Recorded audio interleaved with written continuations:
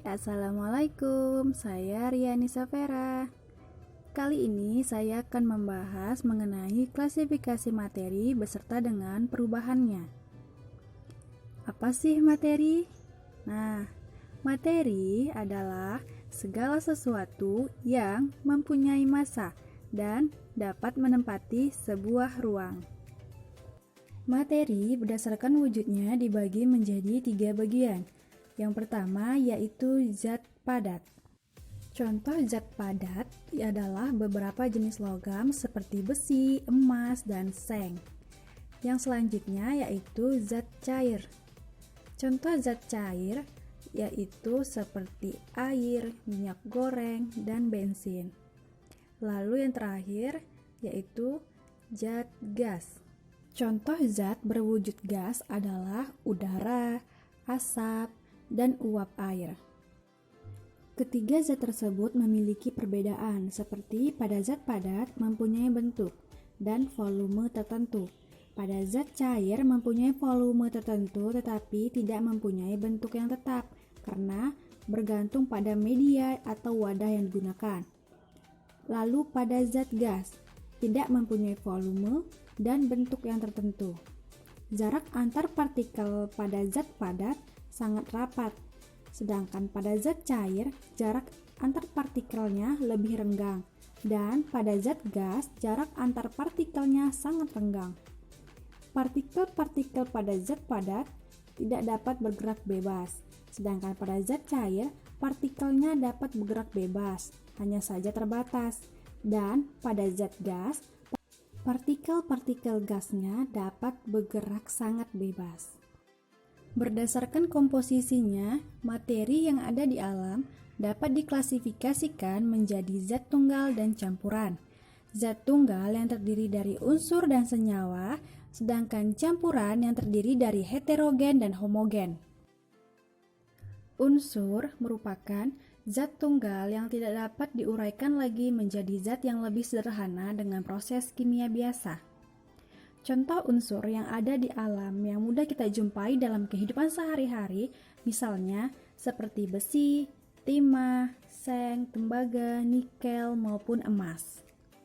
Unsur di alam dapat dibagi menjadi 2 jenis, yaitu unsur logam dan non-logam. Unsur logam adalah besi, emas, dan seng, sedangkan contoh unsur non-logam adalah karbon, nitrogen, dan oksigen. Berikut tabel contoh-contoh unsur logam maupun unsur non-logam.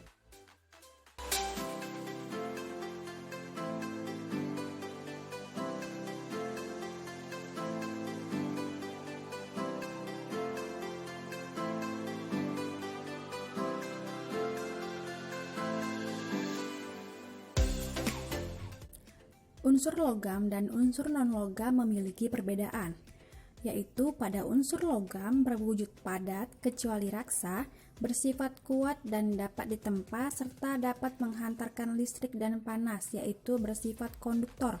Sedangkan unsur non-logam dapat berwujud padat, cair, dan gas, bersifat rapuh dan tidak dapat ditempa serta tidak dapat menghantarkan listrik dan panas, yaitu bersifat isolator kecuali grafit. Selanjutnya yaitu senyawa. Bagian terkecil dari sebuah unsur adalah atom. 2 buah atau lebih atom dapat membentuk molekul. Jadi, molekul adalah bagian terkecil dari suatu senyawa. Maka, senyawa dapat dijelaskan yaitu zat tunggal yang dapat diuraikan menjadi 2 atau lebih zat yang lebih sederhana dengan proses kimia biasa. Misalnya, air yang memiliki rumus H2O dapat diuraikan menjadi unsur hidrogen dengan lambang H dan oksigen dengan lambangnya O. Berikut ini merupakan contoh senyawa sederhana dengan unsur penyusunnya. Yang pertama, air. Unsur penyusunnya hidrogen dan oksigen. Yang kedua, garam dapur, yaitu natrium klorida dengan unsur penyusunnya natrium dan klorin.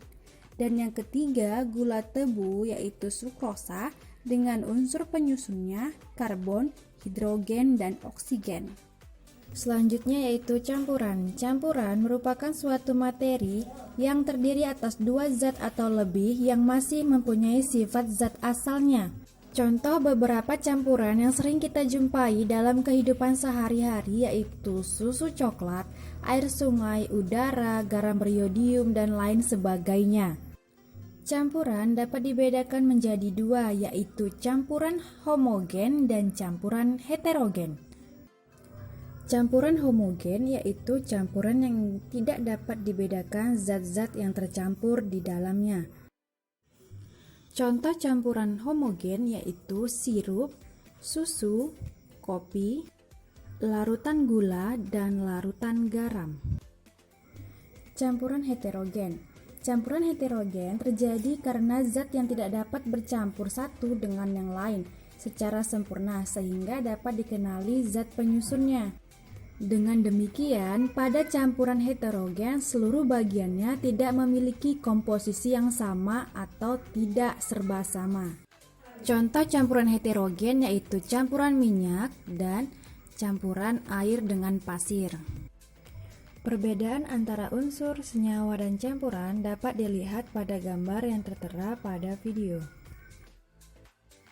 Bagian selanjutnya yaitu metode pemisahan campuran. Metode pemisahan campuran banyak digunakan dalam kehidupan sehari-hari, seperti untuk penjernihan air dan pembuatan garam. Beberapa metode pemisahan campuran yang sering digunakan antara lain penyaringan atau filtrasi, sentrifugasi, sublimasi, kromatografi, dan distilasi. Namun pada kali ini saya akan menjelaskan hanya pada filtrasi, sentrifugasi, dan juga kromatografi. Distilasi. Yang pertama yaitu penyaringan atau filtrasi. Filtrasi merupakan metode pemisahan campuran yang digunakan untuk memisahkan cairan dan padatan yang tidak larut berdasarkan pada perbedaan ukuran partikel zat-zat yang tercampur. Penyaringan atau filtrasi ini sering digunakan pada penjernihan air. Berikut ini contoh filtrasi atau penyaringan. Metode yang kedua yaitu metode sentrifugasi. Metode sentrifugasi digunakan secara luas untuk memisahkan sel-sel darah merah dan sel-sel darah putih dari plasma darah. Dalam hal ini, padatan adalah sel-sel darah merah dan sel-sel darah putih yang akan mengumpul di dasar tabung reaksi, sedangkan plasma darah berupa cairan yang berada di bagian atas.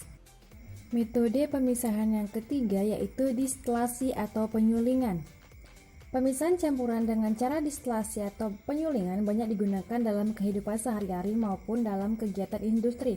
Contohnya pada penyulingan minyak bumi. Pemisahan campuran dengan cara penyulingan digunakan untuk memisahkan suatu zat cair dari campurannya. Prinsip kerjanya didasarkan pada perbedaan titik didih dari zat cair yang bercampur, sehingga saat menguap setiap zat akan berpisah. Metode pemisahan yang keempat yaitu kromatografi. Kromatografi merupakan metode pemisahan campuran yang didasarkan pada perbedaan kecepatan merambat antara partikel-partikel yang bercampur dalam suatu medium diam ketika dialiri suatu medium gerak. Pemisahan campuran dengan cara kromatografi pada umumnya digunakan untuk mengidentifikasi suatu zat yang berada dalam suatu campuran. Prinsip kerjanya didasarkan pada perbedaan kecepatan merambat antara partikel-partikel zat yang bercampur dalam suatu medium diam ketika dialiri suatu medium gerak. Selanjutnya yaitu perubahan fisika dan perubahan kimia. Sifat-sifat benda sangat penting diketahui untuk membedakan perubahan-perubahan yang terjadi pada benda.